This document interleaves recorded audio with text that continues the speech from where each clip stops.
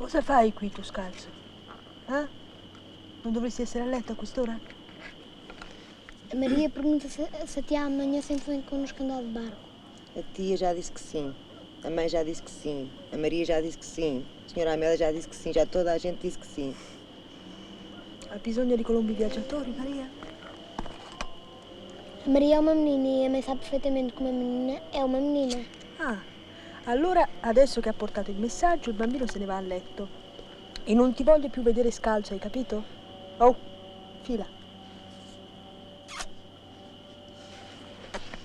Oh, vai, vai.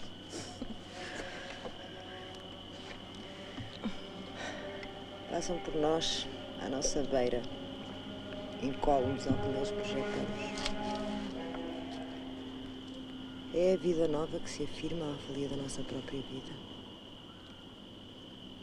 Assustamos-nos por tudo e por nada, perdemos noites e noites a fio, consumimos-nos para que cresça. És a única mãe serena que conheci. A noite passada tive um sonho. Um grande pássaro colorido, tropical, piava aflitivamente, enquanto descrevia círculos loucos ao redor da casa. De repente, mudou a trajetória e começou a esvoaçar, com as imensas asas abertas diante da janela do meu quarto. Piava de um modo cada vez mais horrível e lancinante. De súbito, desapareceu. Parecia ter abandonado o local, mas é-lhe que investe, de novo, contra a vidraça. E a cada investida, os salpicos de sangue iam cobrindo os vidros. A luz foi-se extinguindo no interior do quarto até à escuridão total. Por fim, as penas de 1000 cores explodiram no céu como um fogo de artifício. Sembra il sogno di una vergine. Lembra o que lembra. Que eleganza! Lua gorda e menininha. Vais para alguma festa? Vou dar uma volta com o Carlos. Ah, um marinheiro. Não é marinheiro, é apenas rico. Tenho que ir já. Ciao! Não te deites muito tarde. Não tenho falado muito com a Rosa.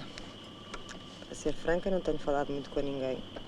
À exceção do Antoine, que não é bem a mesma coisa. O raio da miúda. Rosa Rosaro. Ainda ontem a pôr-lhe os coelhos e qualquer dia aparece-nos de barriga. Dormi tranquilla, mammina.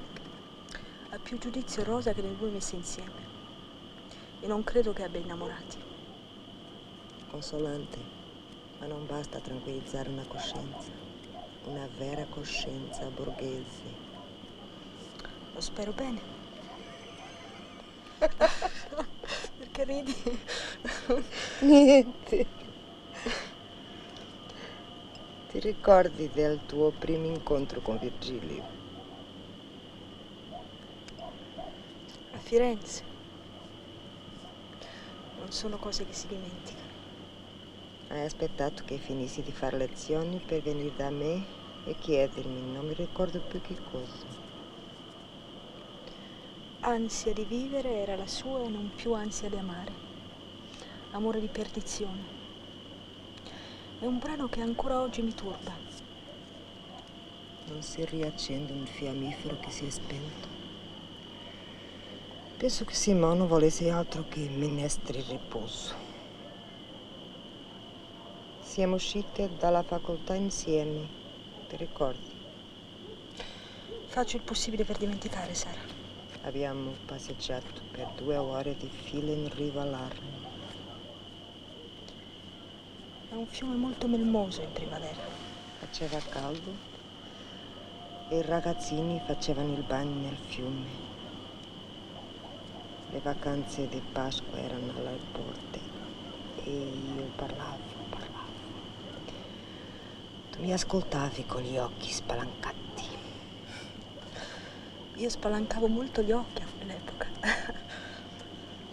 Di colpo ho sentito che mi stringevi forte il braccio.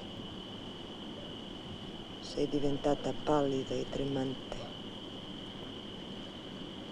Quello che stava attraversando il ponte e ci veniva incontro era Virgilio.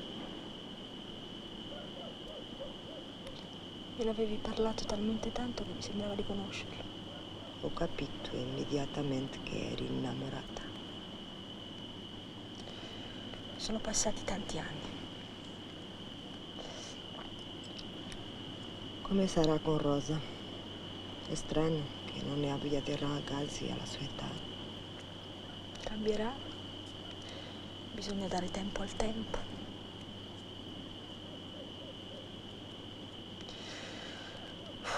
Vabbè, io vado a dormire. Vieni con noi domani? No, vi accompagno a Tavira e poi faccio un giro in macchina. Così.